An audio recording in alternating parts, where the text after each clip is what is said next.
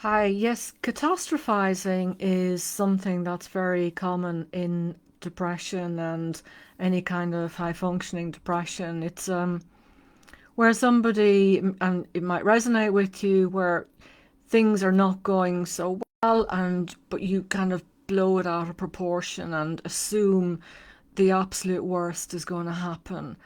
And it can be quite an normal way to react or to behave, especially if you've had maybe a lot of things happen, on bad things or unpleasant things kind of back and you feel you're never getting a break. So then when something else goes wrong, it's you just have a bit of a meltdown and catastrophize and just automatically assume that the absolute worst is going to happen. And you can get into that habit then of just always assuming that terrible things and that everything is a complete disaster. So it's, understandably, it's not a great place to be because although it can be understandable and it's quite common, especially on the back of stressful things that may have happened, it's important to bring in some objectivity into it and to take the pressure off yourself and to grab hold of those thoughts, because what's happening is you're allowing those thoughts to control you. You're believing those thoughts, and then you're actually feeding them and bringing in more negative, catastrophic thoughts, and again believing them. And so you've got it all worked out in your head that this is what's going to happen, and it can't be anything less than that. It will just be a complete disaster. And as I say, it's important to try to bring in some objectivity, but when you're in the midst of that, it can seem difficult. It's when it becomes a habit. It's important to understand that these are just thoughts and you don't have to always believe them.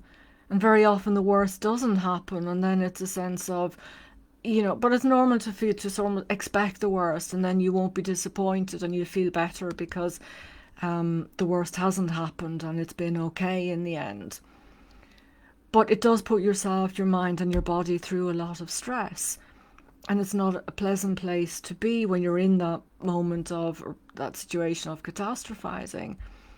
And one useful way to deal with this is to actually, and I've referred to this in previous clips, is to interrupt it by talking to yourself and saying, look, and I'll talk to myself, say, Jane, you're catastrophizing. So you're bringing, it's almost like you're talking to somebody else. You're talking to that friend. You're talking to that third person. And what you're doing is you're creating a bit of space. You're creating a bit of objectivity between you and those thoughts that you have actually attached yourself to, that you have almost become those thoughts. And you're believing them, you're living them.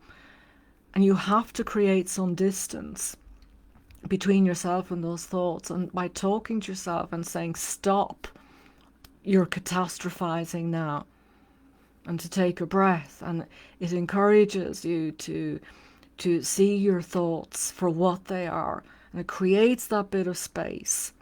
And that space is really, really helpful. It's really important. It brings in objectivity, and it can bring in a bit of, levity, a little bit of light in there to lessen the harshness that you're putting yourself through by catastrophizing. And the thing is, catastrophizing can become addictive because when you're catastrophizing, you're also, you can get addicted to the adrenaline. There's an adrenaline rush with it, a sort of a panic mode.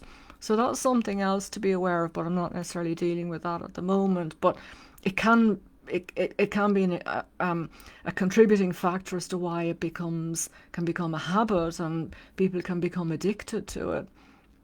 But talking to yourself and saying, just understanding and recognizing when you're doing it and saying, stop, now you're just catastrophizing.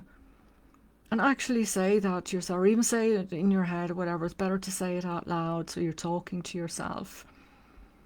And to make that a habit and I say, it's creating that space which is really vital, which allows you to see your thoughts for what they are. So I do hope that's been helpful. Bye for now.